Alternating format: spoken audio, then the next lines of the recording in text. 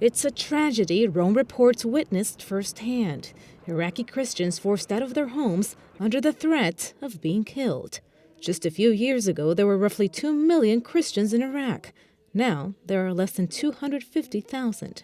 It was never easy to be a Christian in the country, but even as a religious minority, Christians played an important role in Iraqi society. Going back home seems like a fading possibility. The aggression of ISIS terrorists still lingers in their memories. But despite all the violence, their faith is still very much alive. We have great faith in God, our Father, and we will keep it now and when we go back home. With the help of God, we keep hope alive. Above everything else, the hope of going back to Karakosh. The dramatic changes are even reflected in this shopping center. The Ainkawa Mall was built for shopping, but now it's a makeshift refugee camp. It provides shelter for more than 400 families who lost everything. They share a bathroom and they huddle around small rooms with dim lights. Many of these Christians are from Mosul, where for the first time in more than 1,500 years, the parish bells can no longer ring. We are from Mosul. At 6 a.m., we received a message. We could either pay a tax for being Christian, or we could be decapitated.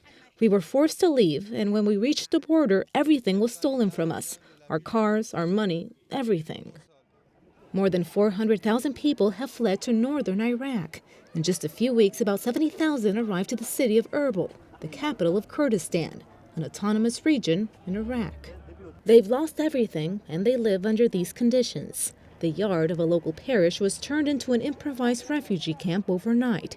Here alone, there are roughly 160 families living under 64 tents. They've been here for 5 months, and the situation isn't getting any better. Christmas now, but the problem it will be after Christmas when all light and this is gone, what we can do after. It is a miserable situation. You have 10 people living in a small place without employment.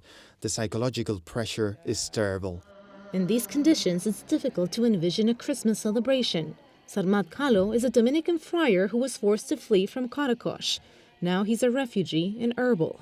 Just like Jesus was persecuted at birth, he says even newborn Christians are targeted.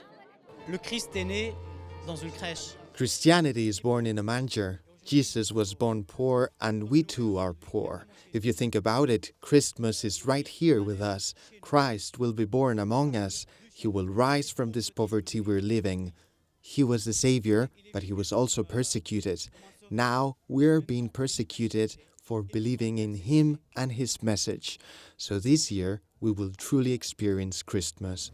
The area ISIS has taken over in Syria and Iraq equates to the size of Jordan. Along the way, they've killed, threatened, and persecuted Christians. These refugees have lost it all except hope and faith. And in that, they found the strength to carry on, even amid the darkness.